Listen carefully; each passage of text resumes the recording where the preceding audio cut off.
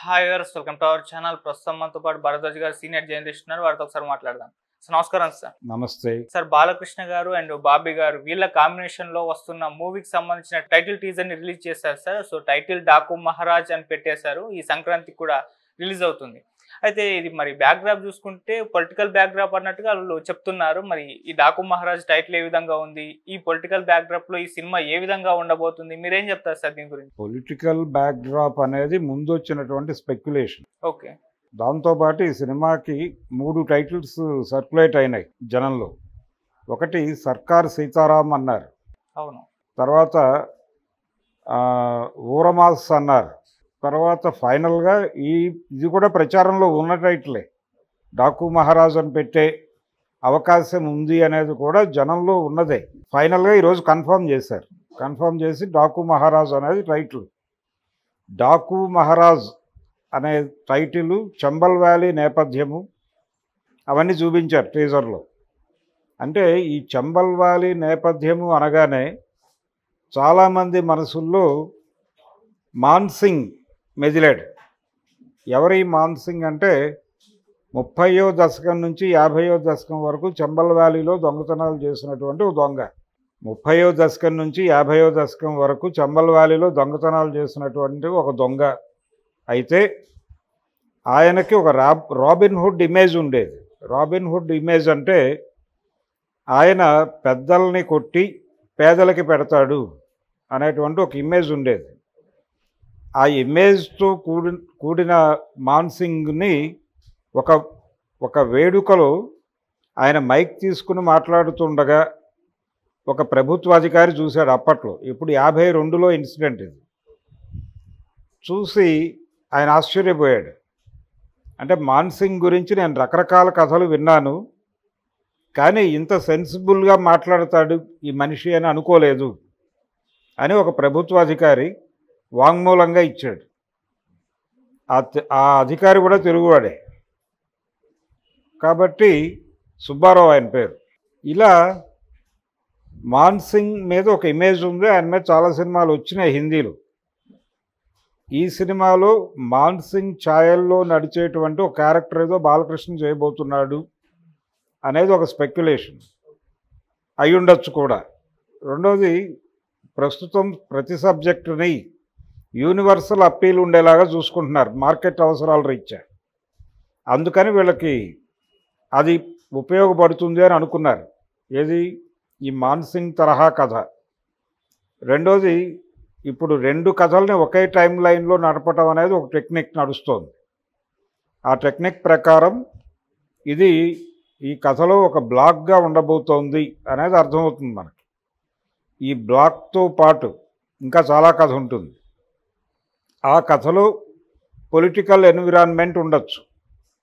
ఈ political environment, అలాగే అడవుల్లో జరుగుతున్నటువంటి దారుణాలు, వీటన్నిటినీ కలుపుతారు సినిమాలో.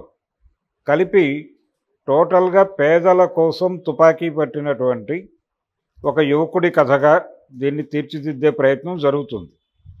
దీనికి పరిశీలించినటువంటి టైటిల్స్లో సర్కార్ సీతారాం అనేది కూడా ఒకటి ఉందనే విషయం మనం మర్చిపోకూడదు. ఓకే. అంటే ప్రభుత్వంలో భాగమైనటువంటి ఒక ఇరిగేషన్ ఇంజనీరు ఏదో ఒక క్యారెక్టర్లో బాలకృష్ణ కనిపించే అవకాశం ఉంది.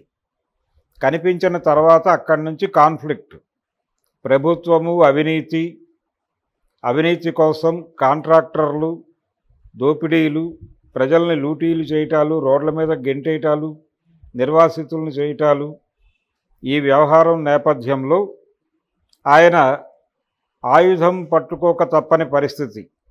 పేదల పరిరక్షణ కోసం పేదల తరఫున పోరాడే ఒక సైనికుడిగా మారుతాడు. ఈ టీజర్లో ఒక డైలాగ్ ఉంది, రాజ్యం లేని రాజు చేసే యుద్ధం అని. అంటే రాజ్యం కోసం కాదు యుద్ధం, ప్రజల కోసం. ప్రజాస్వామ్యంలో ప్రజలే ప్రభువులు. ఆ ప్రజలకి వాళ్ళకు దక్కాల్సినటువంటి వాస్తవ అధికారం దక్కటం కోసం తుపాకీ పట్టినటువంటి ఒక కథ కూడా దీనిలో అంతర్లీనంగా చెప్పేటువంటి ఒక అవకాశం ఉంది. బాబీ ఈ అవకాశాన్ని ఏ మేరకు వినియోగించుకుంటాడనేది చూడాలి. టెక్నికల్ టీం కూడా చాలా హై లెవెల్లో తీసుకున్నారు. జైలర్ సినిమాకి రజనీకాంత్ జైలర్కి పనిచేసినటువంటి కెమెరామెన్ ఈ సినిమాకి వర్క్ చేశాడు.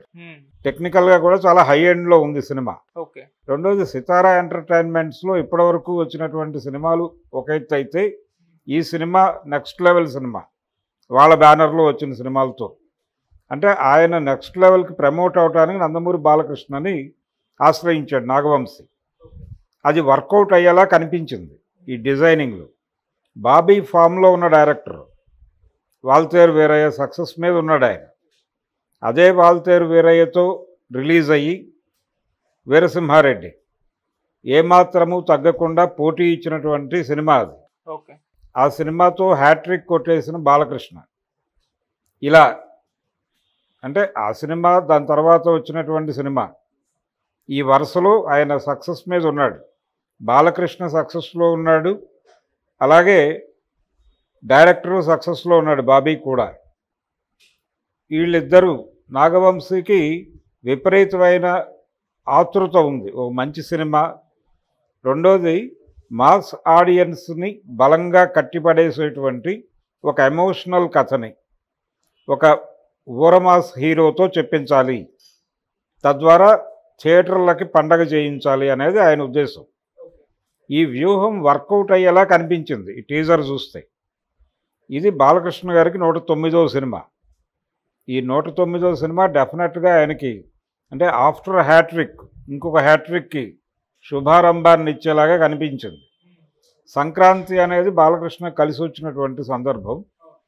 అయితే ఈ సంక్రాంతికి ఆయన అంతకుముందు వీరసింహారెడ్డి సినిమాతో తండ్రితో పోటీ పడ్డాడు ఆయన వాల్తేరు వీరయ్యతో.